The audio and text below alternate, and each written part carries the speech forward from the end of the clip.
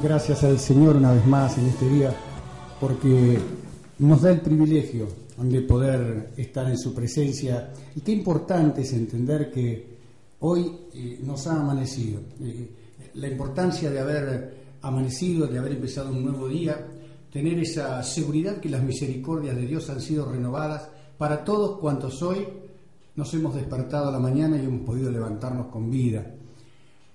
Es importante reconocer a Dios por sobre todas las cosas y mucho más en ese momento preciso en el que nosotros abrimos nuestros ojos a la mañana, porque quiere decir que Dios nos ha dado una nueva oportunidad. Dios es un Dios de oportunidades, es un Dios que jamás nos deja a nuestra suerte, a menos que nosotros no querramos seguirle. Y me viene a la memoria el pasaje cuando el Señor cruza el mar y llega a la tierra de los Gadarenos, y allí se encuentra con aquel endemoniado gadareno que vivía en los sepulcros, desnudo, rompía las cadenas y toda esa historia que conocemos de la palabra. Qué importante es cuando el Señor hace la obra y aquellos de aquella ciudad no querían que Dios estuviese ahí porque la santidad de Dios y de Cristo era tremenda, entonces en ese lugar no lo querían, pero no los dejó solos. Fíjense, rechazaron a Cristo, lo enviaron que se fuera, que saliera de los contornos, y este hombre le dice: bueno, yo te sigo. Le dijo: no, quédate, volvete a tu casa y contá cuán grandes cosas Dios hizo contigo. Dios de oportunidades. Dio la oportunidad que a través del endemoniado que había sido rescatado fuera a llevar las buenas nuevas. Y así fue como de ese lado del mar se pudo predicar la palabra. Es tremendo cuando nosotros empezamos a ver y a conocer y a reconocer a Dios en cada uno de los instantes de nuestra vida, de los pasos que damos y de cómo buscamos y le damos gracias a Dios. Adorar a Dios en la mañana, dice el Señor: de mañana te buscaré, temprano oirás mi voz y solo en ti esperaré. Eso es importante. Nosotros vemos que Dios en cada momento nos insta a que le demos gloria, le demos honra, le demos toda la alabanza y la adoración a Él. Y con respecto a la alabanza, qué importante es saber qué es lo que estamos haciendo cuando alabamos y adoramos a Dios. Y alabar a Dios, hay muchas confusiones con alabar y adorar a Dios, porque hoy en día en muchos lugares, no en todos, pero yo digo en muchos lugares, en 33 años de estar caminando en los caminos del Señor, he pasado por muchos lugares donde me han invitado, muchas congregaciones distintas en diferentes lugares, y he podido notar una gran confusión con el tema de adorar y alabar a Dios, que creen que solamente es cantar, pero a Dios se lo adora en la magnificencia de la intimidad de estar con Dios. A Dios se lo adora y se lo alaba cuando uno está en el sufrimiento solo, cuando uno está en la alegría que no tiene a nadie, se lo adora y se lo alaba a Dios. Pero en cuanto a las canciones, qué importante es entender qué es lo que quiere Dios de parte de sus pueblos. Dice: labios que solamente mencionen y que adoren y exalten a Dios.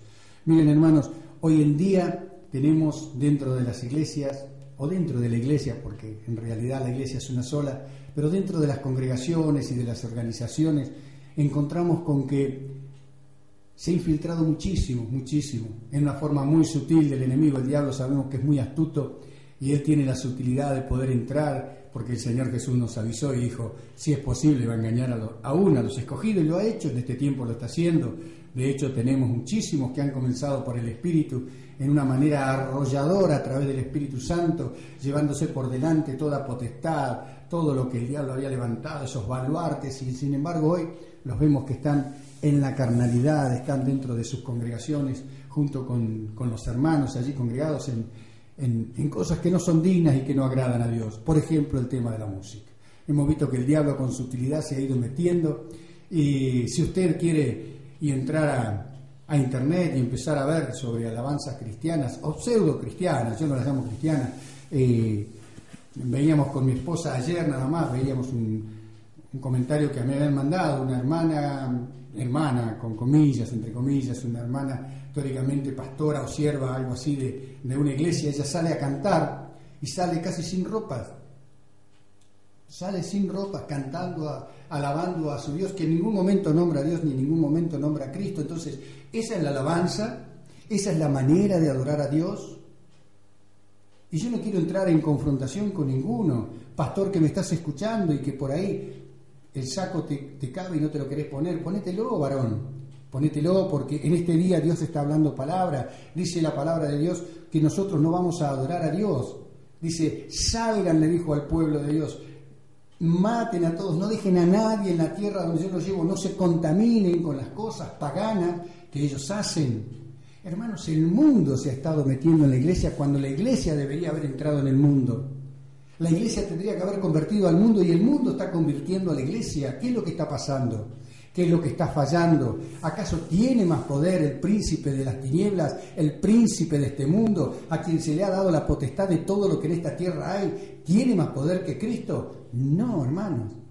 El verdadero poder lo tiene mi Cristo. Mi Cristo es el que lo venció en la cruz del Calvario. Mi Cristo es el que tiene las llaves del infierno, de la vida y de la muerte. Él es el príncipe, Él es el Hijo de Dios, Él es el Señor de señores, es el Cordero inmolado, aquel que derramó su sangre y venció en la cruz del Calvario, clavando en la cruz todos los preceptos que nos condenaban, la ley que nos condenaba. Él, entonces no puede haber otro que pueda tener más poder. ¿Qué es lo que está pasando? Es la permisividad. Muchos hablan de la iglesia del nuevo milenio, muchos hablan, y hay muchos argumentos, hermanos, si queremos buscar van a haber argumentos para poder llenar, pero muchos libros con argumentos de por qué la iglesia está trabajando como está trabajando en forma tan errada. No hace mucho tiempo tuve un conflicto con unos pastores muy amados, que los conozco de hace más de 30 años, parientes, y su hijo en la iglesia donde ellos estaban pastoreando, en la provincia de Río Negro, había empezado a hacer espectáculos de reggaetón, con música y baile y vestimenta de reggaetón en el altar, para ganar a los jóvenes para Cristo. Un día sentados en la mesa en casa, los confronté, los enfrenté y les dije, eso no es bueno, ustedes están encaminando mal a su hijo, miren que esto no es del Señor. ¿De dónde viene la música del reggaetón? Bueno, les hice una breve historia. La música del reggaetón fue consagrada al príncipe de las tinieblas por un príncipe, por un rey que se hizo hacerle la música del reggaetón. Él dijo, quiero una música distinta a la que se conoce, para que con esa música me adoren a mí, porque yo soy el príncipe del mundo, yo soy este hombre queriéndose hacer pasar por Dios. Entonces se hizo una música y a través de esa música y fumando marihuana se elevaban a la presencia de Dios según ellos. Y esa música, hermano, yo no la puedo meter para contaminar el altar de Cristo. Ay, pero la letra es cristiana, no me importa, están consagradas cada nota, cada tema, cada espacio, cada pausa de esa música fue consagrada al rey de las tinieblas, al príncipe de este mundo. Yo no la puedo llevar para contaminar el altar de mi Cristo. Bueno, se enojaron, hoy en día abandonaron esa obra donde estaban y están trabajando bien, reconocieron esas cosas y están en el espíritu, me alegro por ellos. Pero hay otros que se han enojado por estas causas y no lo quieren hacer. Hermanos, la única condición que Dios pide en su iglesia para alabar a Dios es exaltar el nombre de Dios, exaltar el nombre de Cristo. Podemos analizar mucho las letras de las músicas. Muchos de los cantantes que, como decía mi abuela, hoy están mostrando la hilacha, cantantes pseudo cristianos, que vemos que están adorando cosas que no son cristianas, hermano.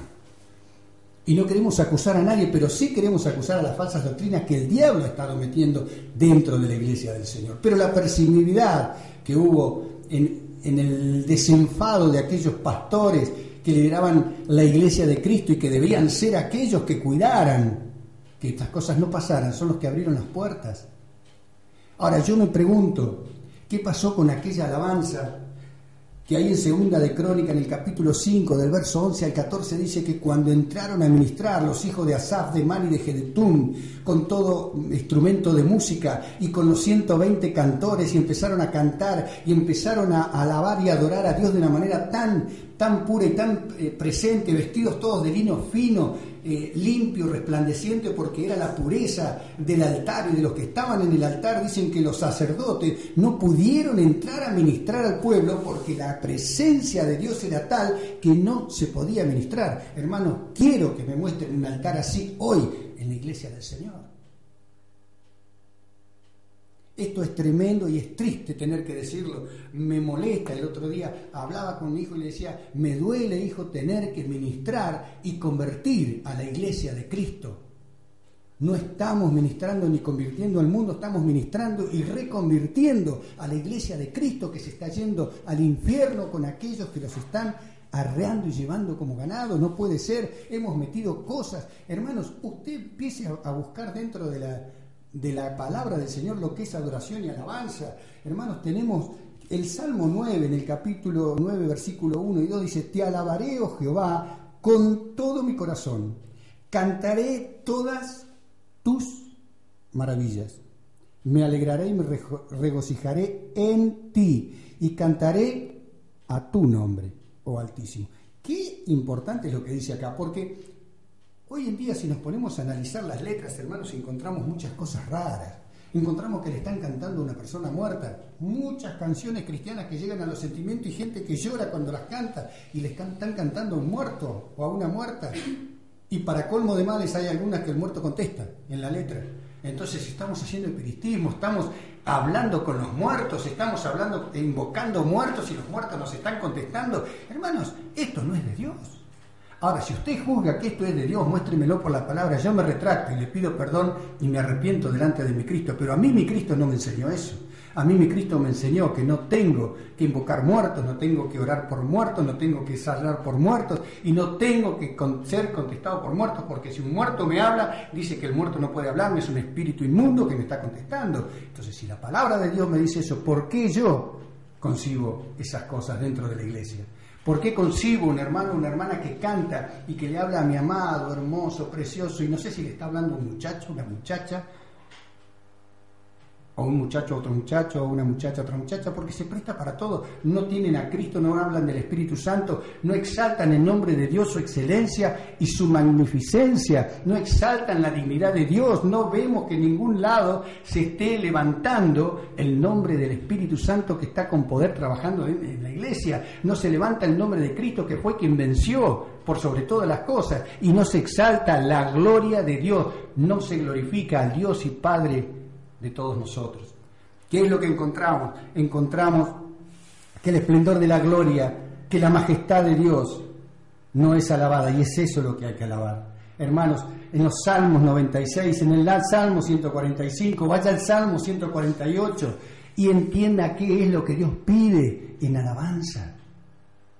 David era un hombre que sabía adorar y alabar a Dios. Él tenía que transmitir algo, quería transmitirle al pueblo de Israel lo que le había pasado, lo que a él le dolía, su pecado, y él cantaba y adoraba y levantaba a Dios, reconociendo su pecado. Pero cuando él tenía que darle gracias a Dios por las victorias, porque decía, también cantaba y exaltaba el nombre de Dios por sobre todas las cosas, y jamás exaltó al rey, jamás exaltó al hombre.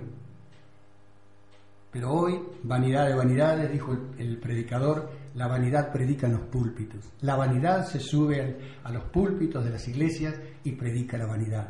Y esto es triste, esto es muy triste, hermanos. Nosotros no tenemos muchas veces las herramientas desde abajo como hermanos, estar sentados en la banca para poder hacer algo, pero sí podemos clamar y pedirle a Dios. Él es el único al que se le debe exaltar en su santidad. Él es el único que es santo, santo, santo. Y nosotros somos santificados. Ninguno de nosotros somos santos, somos santificados, dice la palabra, a través de Cristo. Somos santificados y purificados, limpiados y lavados por la sangre de Cristo. Hermanos, la experiencia de los actos poderosos de Dios, particularmente los de la salvación y la redención, es una razón clave para alabar el nombre de Dios. Busque, lea los salmos, busque ahí la alabanza de Dios, vaya al Apocalipsis y lea y entienda cómo los ángeles en el cielo alaban, de qué manera exaltan y alaban a Dios, cómo lo hacía el pueblo de Israel, los levitas, cómo alababan y exaltaban el nombre del Señor. Al hacerlo se alababa a Dios por su misericordia, por su gracia, por su amor indefectible. Estas son cosas muy importantes. También por todo lo que nos da, por todo lo que nos hace el Señor, por todo lo que ha hecho en nuestras vidas, es tan importante. Pero hermanos, cuando encontramos dentro de la congregación o de las congregaciones, dentro de las instituciones, encontramos que la cabeza anda mal, bueno, no podemos pedirle al cuerpo que ande mejor. Y ese es el mal más grande, el cáncer más grande que hoy en día se ha instalado dentro de la iglesia. Hermanos, tengamos cuidado con las prácticas que hacemos, no solo con la música, muchas prácticas dentro de la iglesia hoy en día están trayendo la maldición a la vida de las personas. Mire, el libro de Deuteronomio en el capítulo 28 habla de las bendiciones y de las maldiciones. El único mensaje de prosperidad que encuentro en la Biblia está en el capítulo 28 de Deuteronomio, del versículo 1 al versículo 14. Es el único completo y dice: si vieres de poner por obra todos los mandamientos que yo te prescribo hoy, y no te apartares de ellos ni a diestra ni a siniestra, y los siguieres, y no te apartares para servir a dioses ajenos y irte en pos de ellos, que todas estas bendiciones, escuche bien, hermano, preste atención y abra su oído, todas estas bendiciones te alcanzarán. Dice, te perseguirán y te alcanzarán. Hermano, usted no tiene que pactar, usted no tiene que comprarle el favor a Dios, usted no tiene por qué ir a poner de su dinero para que Dios lo bendiga. Dios no es un empleado en el mostrador, te pago y me das. Hermano, ¿dónde se vio? En la palabra no dice que el Señor recibe un pago para poder bendecirme. De gracia significa te lo regalo, te lo doy de gracia, te lo doy porque te amo. Y dice, si de gracia recibiste, ¿por qué no lo das de gracia?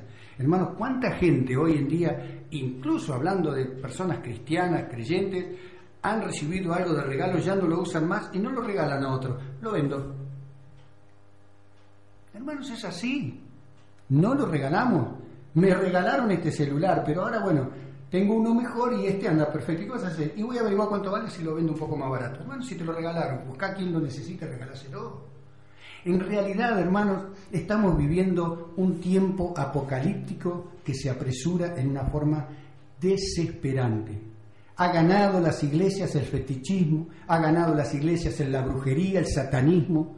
Hermanos, a través del famoso llamado ecumenismo, podemos ver hoy en día cómo el ecumenismo ha ganado a aquellos que estaban tan firmes, parados en la roca, siendo baluartes del Señor en esta tierra, predicando y trayendo la palabra de verdad. Hoy en día el ecumenismo los ha ganado, hoy en día el ecumenismo los ha comprado, porque lamentablemente tenemos que decir que los ha comprado. Hermanos, mega iglesias, acá tenemos, en la ciudad nuestra tenemos mega iglesias. Visite esas mega iglesias si no las conoce, vaya y escuche con un corazón sincero a Dios en esos lugares. Busque que Cristo le hable, que el Espíritu Santo lo guíe para ver. Yo sinceramente no se lo recomiendo, no vaya a ser que se contamine, pero hermanos, es triste ver lo que pasa. Y no solo en las mega iglesias, tenemos iglesias pequeñas, medianas, donde también pasan estas cosas. ¿Por qué? Porque empezamos a tomar prácticas que no convienen. Hermanos, el G12, que es un cáncer tan grande, que ha nacido del catolicismo, de la gran ramera que dice la Biblia, que nos ha contaminado tantos años. Hermanos, no se olviden que nosotros nacimos en la Reforma, renacimos, según la historia, en la Reforma del año 1500 en adelante, y hemos sido muy mal educados, mal enseñados, y hemos mal aprendido en estos 500, 600 años de historia. ¿Sabe por qué, hermano? Porque nos han ido llevando como más les gustó para que todo esto tenga el fin que la palabra había dicho. Pero aquellos que son nobles como fueron los de Berea, escudriñando cada noche para ver si estas cosas que les dicen realmente son así. Hermanos, nobleza está hablando. La palabra dice nobleza. Ser nobles es escudriñar. ¿Me enseñás algo? Está bien. Le dijeron a Pablo, Pablito, qué lindo que hablas. Realmente nos encanta. Vaya usted al libro de los Hechos, capítulo 17, versículo 11. Versículos 10 y 11, y dice, gracias Pablo por lo que dijiste, bárbaro, perfecto, pero nosotros ahora vamos a casa y vamos a revisar si todo lo que vos dijiste realmente es así. Hermanos, eso, dice la Biblia, y estos, los de Berea, eran más nobles que los de Tesalónica, porque escudriñando cada noche las Escrituras para ver si lo que Pablo le había dicho era así. Hermanos, nadie va a poder decir en aquel día delante del Señor que fue por ignorancia, porque tuvimos la palabra, porque tuvimos la predicación, porque pudimos escudriñar y salir del error y no lo hicimos. Pero hagámoslo, leamos la palabra, hermano, leamos, comencemos desde el primer evangelio hasta el Apocalipsis y leámoslo y releámoslo para ver qué Cristo quería con nuestras vidas, qué es lo que Cristo quiere de nosotros.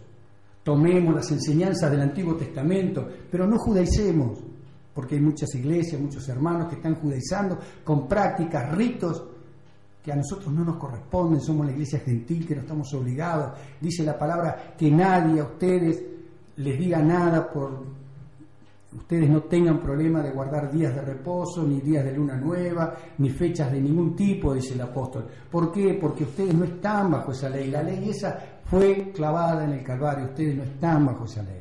Y si se quiere justificar por la ley, escuche esto, hermano, si usted se justifica por la ley, tenga cuidado, porque se tiene que justificar por todos los mandamientos y preceptos de la ley mosaica, porque dice que si usted falla a uno solo, se hace reo a toda la ley.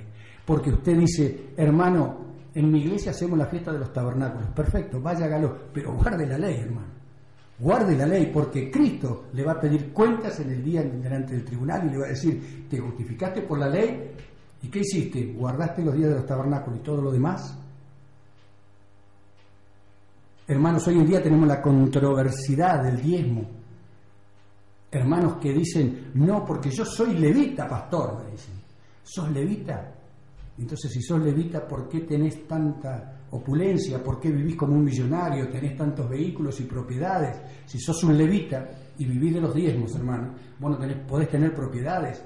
Y la organización donde vos estás y el edificio que ocupás tiene que ser de la congregación, tampoco puede ser tuyo, hermano. Pastores millonarios viven como magnates, hermanos. ¿Por qué? Porque toman solo una parte. Ahora, si te querés justificar, justificate, pero tené cuidado, porque Dios viene por su iglesia santa, pura y sin mácula. Hermanos, el G12 ha estado haciendo todo este trabajo dentro de la iglesia de Cristo. El G12 tiene los encuentros. Yo estoy seguro que de los que me están escuchando, muchísimos han ido a los encuentros. Y hermanos, es triste ver que un joven, como me pasó la semana pasada, un joven contándome, diciéndome que fue un encuentro un poco obligado porque alguien se lo pagó y le dijo, ya te lo pagué, quiero que vayas.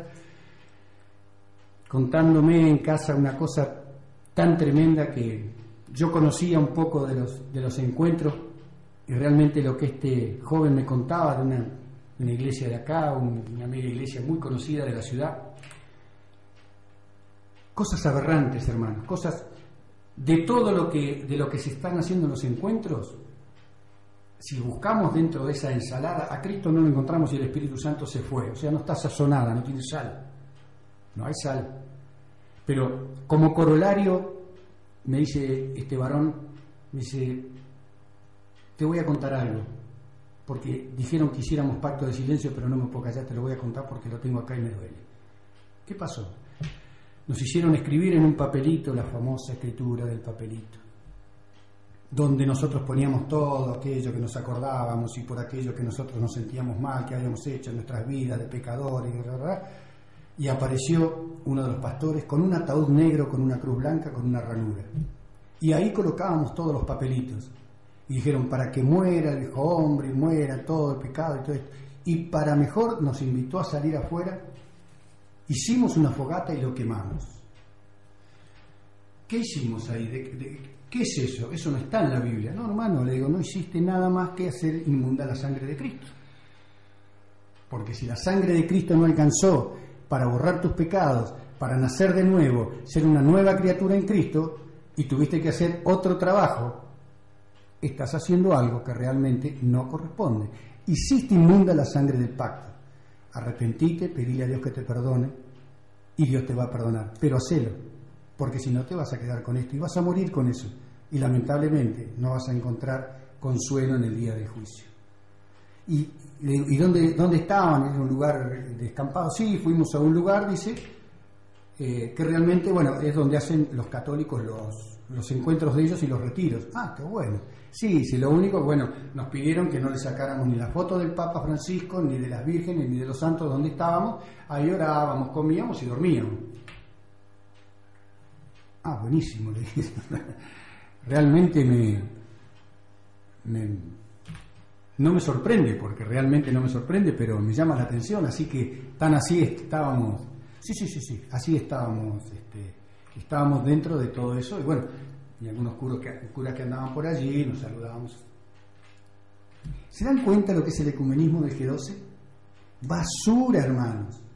El ecumenismo del G12 es satánico, es diabólico, es animal y es terrenal, y está buscando que la Iglesia de Cristo caiga de rodillas ante Roma. Roma ha perseguido a Cristo y al cristianismo desde el comienzo de la historia. Roma ha querido doblegar a Cristo y al cristianismo y no lo ha logrado. Roma ha intentado por todas las maneras.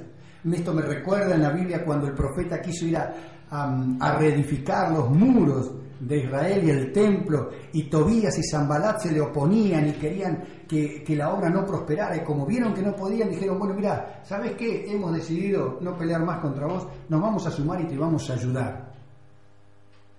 El profeta le dijo, no, nosotros solos lo vamos a hacer. ¿Se dan cuenta la inteligencia del profeta, que es la que falta hoy? El enemigo adentro es el peor enemigo, y hoy día hemos dejado entrar al enemigo. ¿Por qué causa? Hermanos, tenemos muchas causas.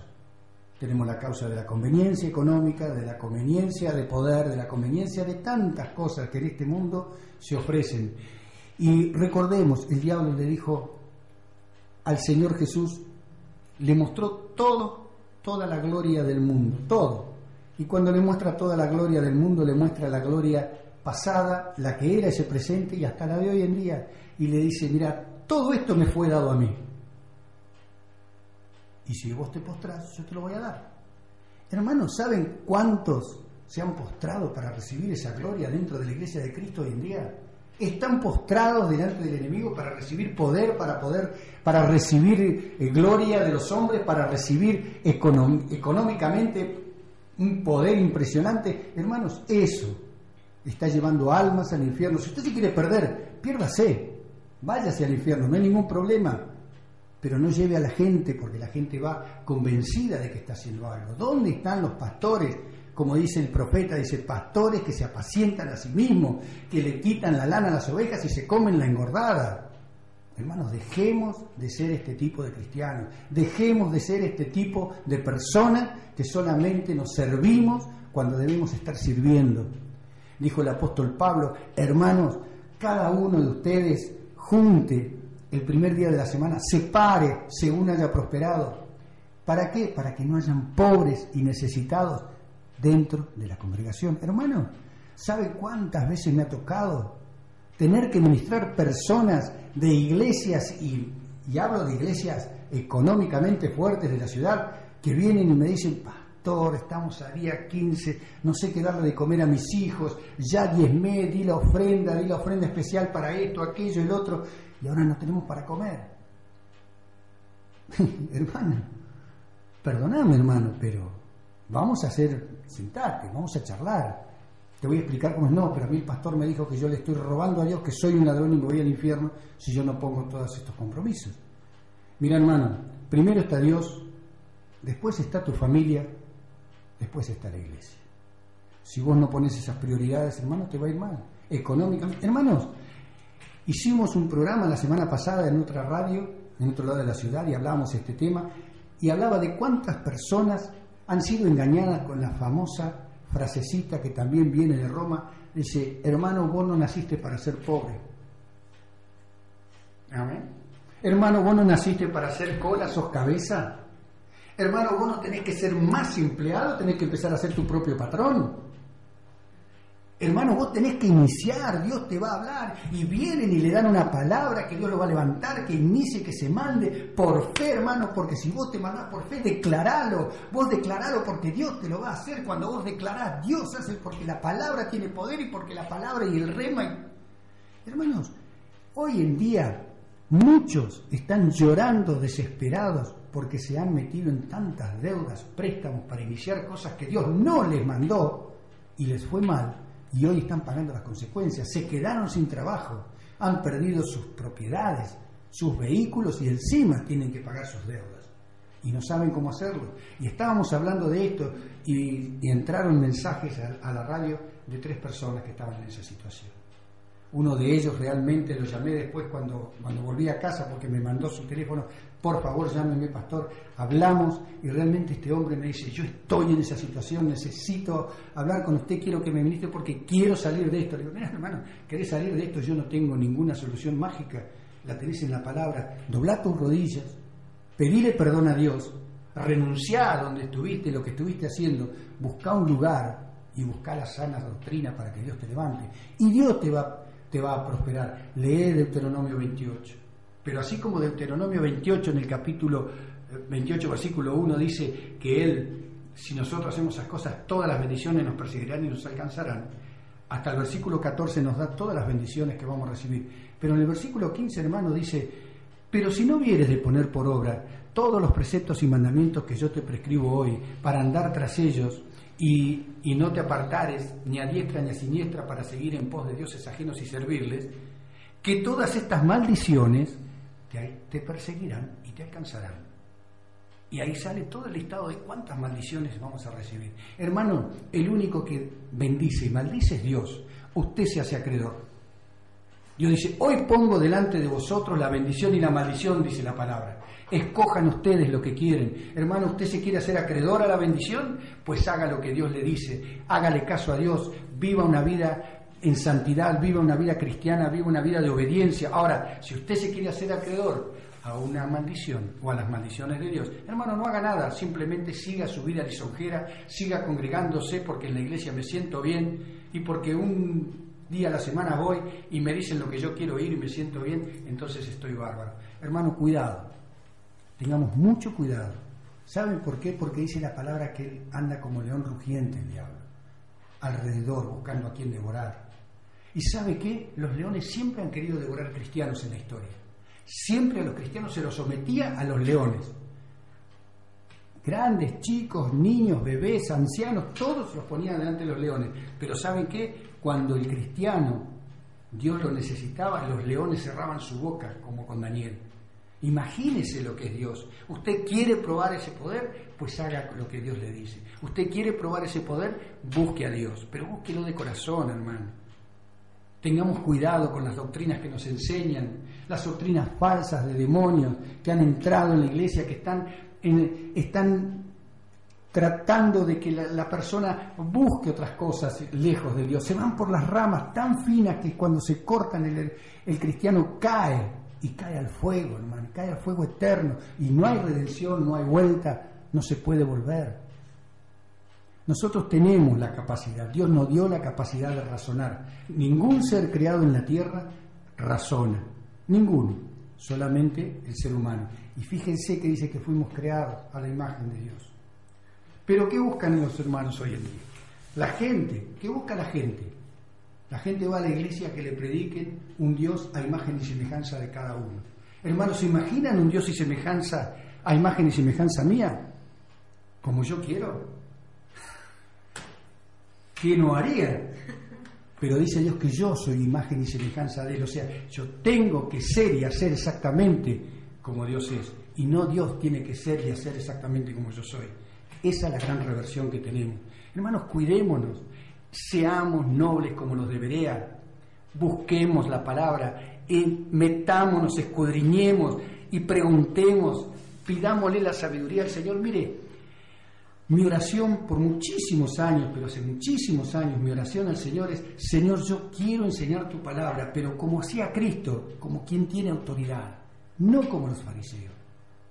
Yo quiero que vos me enseñes la palabra, yo quiero que vos me instruyas, Señor, dame la sabiduría, que el Espíritu Santo en el momento que deba hablar, abra mi boca, pero que el Espíritu saque palabra. Hermanos, gracias a Dios, el Señor me ha dado ese don y realmente le agradezco al Señor. ¿Sabe por qué? Porque vidas han sido edificadas y no importa quién soy, no importa el nombre, el apellido o lo que esté haciendo, si tiene un título o no. Hermanos, Dios habla a través de la boca de los atalayas. Los atalayas estaban subidos en unas torres muy grandes y se cambiaban los turnos y nunca se sabía con real certeza quién era el que le tocaba, porque toda la ciudad no sabían los nombres de los atalayas.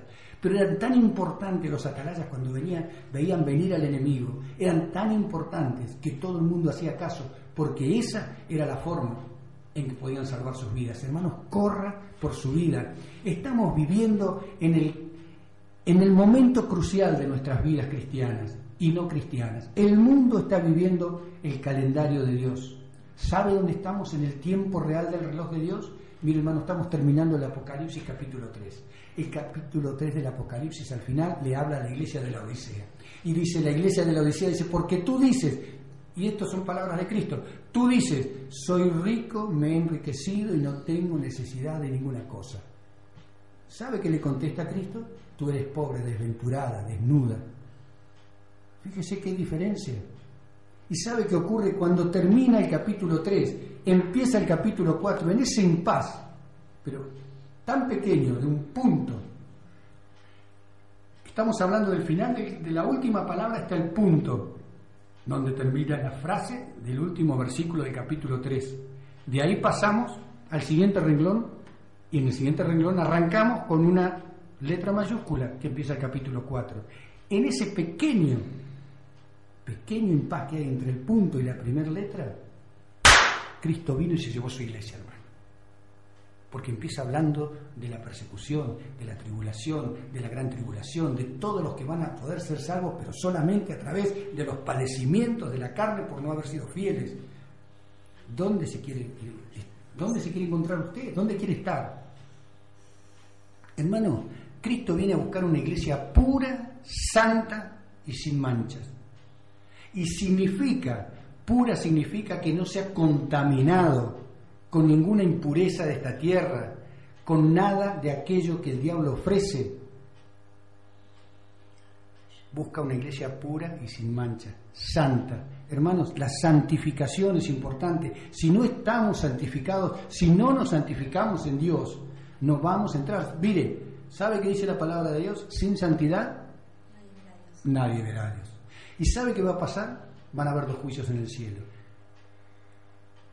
Y el que no esté en santidad en uno no va a estar en el otro. Y el que esté en santidad va a estar en uno y no en el otro. Ahora, yo quiero estar en los de santidad. Ahora, el otro día me preguntaban y me decían, pastor, la santidad, no entiendo la santidad. ¿Qué es la santidad? Hermano, sea honesto. La santidad es honestidad. Sea honesto con Dios, sea honesto con usted y sea honesto con el resto. Cuando usted entra en honestidad, va a vivir en santidad. Usted no puede vivir en santidad si no es honesto. No puede vivir en santidad la persona que no tiene honestidad. Si no es honesto con los hermanos, si no es honesto con el pastor, si no es honesto con la congregación y no es honesto con Dios, usted no está en santidad, hermano. Aprenda a vivir en santidad siendo honesto. Le advierto que en este sistema del mundo en el que estamos viviendo, el que quiere vivir honesto es desplazado por el sistema. Por eso dice, Cristo dijo a los discípulos, ustedes en el mundo, ¿qué piensan que van a encontrar? ¿Aplausos? No, hermano, van a encontrar persecución, van a encontrar vituperio, lo van a escupir, lo van a matar por causa mía. ¿Por qué? Porque había que ser honesto, había que ser realmente como Dios estaba mandando a Cristo y Cristo estaba trabajando en el mundo. Esa era la manera de ser. Y ahí era donde nos íbamos a encontrar con los tropiezos. Dijo, tengan cuidado porque ustedes tienen que ser muy honestos. Hermano, muchos hablan de amar a Dios. Yo quiero amar a Dios, yo amo a los hermanos. Hermano, ¿sabes perdonar? ¿Cómo podés amar si no aprendiste a perdonar? ¿Cuántos dicen, pero la Biblia dice 70 veces 7, y hay hermanos que cansan, pastor, y se la pasan pidiendo perdón? Hermano, parate donde estás en este momento y en esta hora, date vuelta y mirá tu vida hacia atrás. Simple les digo, mirá tu vida hacia atrás. ¿Cuántas cosas y cuántas veces Dios te perdonó para que hoy tengas la misericordia de estar en su presencia? ¿Sos más que el Señor? No. Entonces seamos honestos. No mintamos a la verdad. Vivamos en honestidad. La honestidad nos lleva a la santidad y la santidad nos va a hacer estar en la presencia de Dios y ver a Dios. Hermanos, sin santidad nadie verá a Dios. Va a haber un momento en que la iglesia va a ser llevada y dice la palabra, van a haber 2 personas durmiendo en una cama. Una se va a ir, la otra se va a quedar. 2 personas van a estar trabajando juntas y una se va a ir, la otra se va a quedar. Tremenda confusión. Imagínese usted creyéndose que se va a ir con Cristo y de pronto la persona que está a su lado o los que están cerca suyo se desaparecen. Va a ser tremendo, hermano. Va a ser tremendo, va a ser el llorar, el crujir de dientes, va a ser terrible porque ahí, cuando pase eso, vamos a decir, bueno, solamente que me corten la cabeza voy a ser salvo si sigo manteniendo mi fe. Hermano, si quieren, vean videos. Hay videos de cristianos degollados, literalmente se los digo, videos de cristianos degollados vivos en el momento de no negar a Cristo. Es terrible ver lo que pasa en el cuerpo de la persona cuando empieza a ser degollada. Y así van a padecer muchos que no estén en santidad en el día que Cristo venga. Y después de eso en el cielo dice que va a estar las bodas la cena de las bodas del Cordero. Y en esa cena dice van a entrar los invitados y van a estar allí pero cuidado porque en Mateo dice que también el padre de familia envió por los caminos, llenó las bodas, pero cuando entró el padre de familia vio que había uno que no estaba vestido de bodas. Hay que estar vestidos de bodas para entrar. No se puede entrar a la cena si no se está con las vestiduras. Hermanos, si no tenemos las vestiduras de la santidad, nos van a decir, como dice en ese pasaje, hermano, ¿por qué entraste sin estar vestido de bodas? Atadle de pies y manos y echarle afuera a la oscuridad donde es el lloro y el crujir de dientes. Se terminó, hermano, basta de vivir de esa manera. Y dice que ahí vamos a estar en las bodas, nos vamos a gozar. Estamos hablando del capítulo 19 de Apocalipsis, en el versículo 7 en adelante. Pero en el mismo capítulo, a partir del versículo 17 en adelante, nos habla de que va a haber otra segunda cena. Es tremendo. O sea que si no entro en la primera voy a la segunda. Seguro, hay dos cenas, o vamos a la primera o vamos a la segunda.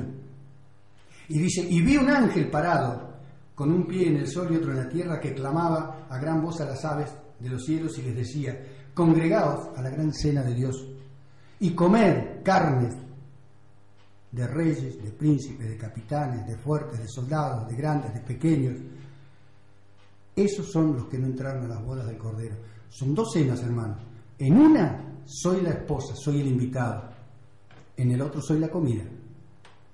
Y Dios dice, hoy es el día aceptable, hoy es el día de salvación. Y Cristo dice en Apocalipsis, yo estoy a la puerta de la iglesia, está hablando a la iglesia, y llamo, si alguno quiere oír mi voz y abrir, yo entraré y cenaré con él.